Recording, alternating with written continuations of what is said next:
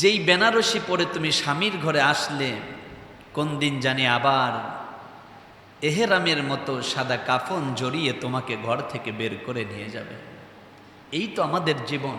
পর্দার অন্তরাল অপেক্ষমান এত অঞ্চলের অনেক গুণে গুণান্বিতা আবেদা সলেহা জামিলা পর্দানিশীল সম্মানিতা মা বোন, পুরুষদের চেয়ে নারীরা দিন ধর্ম এবং ইসলামের প্রতি অনেক বেশি আগ্রহ পোষণ করেন এবং আন্তরিকতার সাথে তারা দিন ধর্মকে পালন করেন। দেখবেন নফল রোজা পুরুষে যা রাখে তার চাইতে বেশি রাখে মা বোন, ঠিক কিনা কন? নফল নামাজ পুরুষে যা পড়ে তার চাইতে বেশি পড়ে মা বোন। কেন জানি ধর্মের কোনো কথা শুনলে, দিনের কোনো কথা শুনলে মা বোনদের আগ্রহ এত বেশি উচ্চ শিখরে পৌঁছে যায়, যেখানে পৌঁছাতে পুরুষের আরো 5 বছর লাগবে। কারণ পুরুষ কেন জানি ইট পাথর কিংবা দোকানপাট রাস্তাঘাট কর্মস্থলে কাজ করতে করতে তারা বাহ্যিক এই প্রাসাদ দালান কোটা অট্টালিকার মতোই খুব শক্ত হয়ে যায়, কিন্তু নারীরা খুব নরম হয়, কারণ নারীরা মায়ের জাত। নারী তো আমার মা, নারী কখনো আমার সহধর্মিনী, কখনো আমার বোন, কখনো আমার মেয়ে, কখনো আবার আমার ভাতিজি, কখনো আবার আমার ভাগিনী। ইসলাম নারীকে অনেক দিয়েছে। নারীর অধিকার ইসলামে এত বেশি, যত অধিকার পৃথিবীর অন্য কোনো ধর্ম নারীদেরকে দিতে পারে নাই। সুবহানাল্লাহ পড়েন। নারী যতদিন বাবার ঘরে থাকে ততদিন সে বাবার অর্থ সম্পদ নিজে ভোগ করে। বাবা সর্বোচ্চটুকু দিয়ে একজন মেয়েকে লালন পালন করে পরম যত্ন স্নেহ আর ভালোবাসায়। এই মেয়ের বিয়ে হয়ে যায়, চলে যায় স্বামীর ঘরে। স্বামী তখন এই মহিলাকে দেখাশোনা করে। এতদিন ছিল মেয়ে, এখন হয়ে গেছে মহিলা। আল্লাহু আকবার। নারীরা কান খাড়া করে কথা নাও। তুমি একদিন বাবার ঘরে ছোট্ট আদরের মেয়ে ছিলে, সেখান থেকে নিয়ে তোমার কৈশোর আসলো, যৌবনে পদার্পণ করার পরে স্বামীর ঘরে চলে গেলে তোমার বাবার এলাকার মানুষ তোমাকে মেয়ে মেয়ে বলে ডাকত, কিন্তু যখন তুমি স্বামীর বাড়িতে চলে গেছো তখন তোমাকে অন্যরা বৌমা বলে, কেউ ভাবি বলে, কেউ বা আবার কিছুদিন পরে বাচ্চা হওয়ার পরে তোমাকে মহিলা বলেন। এই তো জীবন। মরণ ঘণ্টা কবে কোন দিন জানি বাজবে নারী তুমিও জানো না, আমিও জানি না, কিন্তু এখানে যারা পুরুষ আছেন আপনারা জানেন, তাই না? কার মরণ ঘণ্টা কোন দিন বেজে উঠবে এটা কে ভালো জানেন? যেই বেনারসি পরে তুমি স্বামীর ঘরে আসলে কোন দিন জানি আবার এহেরামের মতো সাদা কাফন জড়িয়ে তোমাকে ঘর থেকে বের করে নিয়ে যাবে। এই তো আমাদের জীবন।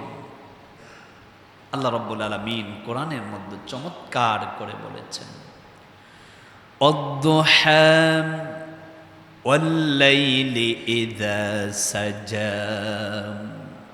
একবার আল্লাহু আকবার বলেন না। আল্লাহ রাব্বুল আলামিন দুপুরের কসম করে আমাদেরকে জানিয়ে দিলেন, দুপুর তো দুপুর, যেখানে থেকে আলো, আলোকবর্তিকা, আলোক রশ্মি ঝলমলে একটা আলোর রশ্মি পড়ে। দুপুরে চারিদিকে কত আলোকিত থাকে। আলোকিত জীবন পাওয়ার পরে আল্লাহরে ভুলে যায়ও না, কারণ আলোর বিপরীতে থাকে অন্ধকার। আলোর বিপরীতে কি? ওয়াল্লাইলি ইযা সাজা। আল্লাহ আবার অন্ধকারের কসম করলেন। এই তো আলো আছে, জীবন প্রদীপ নিভে গেলে আবার অন্ধকার হয়ে যাবে, আপনাকে কবরে চলে যেতে হবে। এজন্য আলোকিত একটি জিন্দেগি পাওয়ার পরে আপনি আল্লাহকে ভুলে যাবেন না, কারণ আলোর পরে আছে কি? দিনের পরে আছে কি? কোটি কোটি টাকার মালিক, টাকার কোনো অভাব নাই। হঠাৎ করে মহিলার স্বামীটা অ্যাক্সিডেন্ট করে ঘরে পড়ে গেলেন। ছেলেটা প্যারালাইজড হয়ে ঘরে পড়ে গেলেন। অনেক বড় ব্যবসা বাণিজ্য ছিল, কর্মচারীরা জনমের মতো চুরি করে। স্বামী সন্তানের পিছনে অর্থ খরচ করতে করতে নারী দেউলিয়া হয়ে যাচ্ছে। একদিন যেই নারীর চেহারার মধ্যে কত উজ্জ্বলতা ছিল, এখন চেহারার ভিতরে মলিনতার ছাপ চলে আসছে। আগের মতো এখন আর তার ভালো দেখা যায় না, কারণ ডিপ্রেশনে থাকে, হেজিটেশনে থাকে। এই তো আলোর জীবন, কবে কোন দিন জানি আলোর প্রদীপ নিভে যায়, অন্ধকার আমাদের জীবনে আসে। এই জন্য মানুষ যখন সচ্ছল থাকে, ওই সময় মানুষ অসচ্ছলতাকে স্মরণ করবে আর বারে বারে হিসাবি হয়ে আল্লাহর কদমে সাজদায় লুটে পড়বে। জীবন প্রদীপ নিভে যাবে।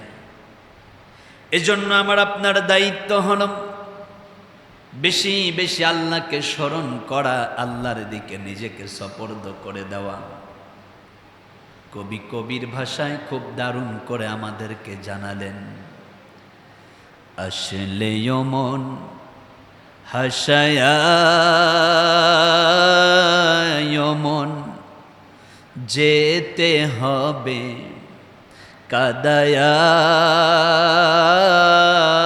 হায়রে দম ফুরাইলে রঙের জলসা যাইবে যে শেষ হইয়া।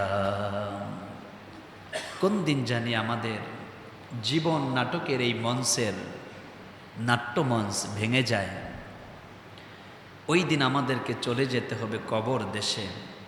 কবরে যাবার আগেই আমরা আলোকিত জীবনকে মূল্যায়ন করে আল্লাহর কদমে সাজদা অবনত চিত্রে পড়ে যাই, কারণ আলোর বিপরীতে থাকে কি?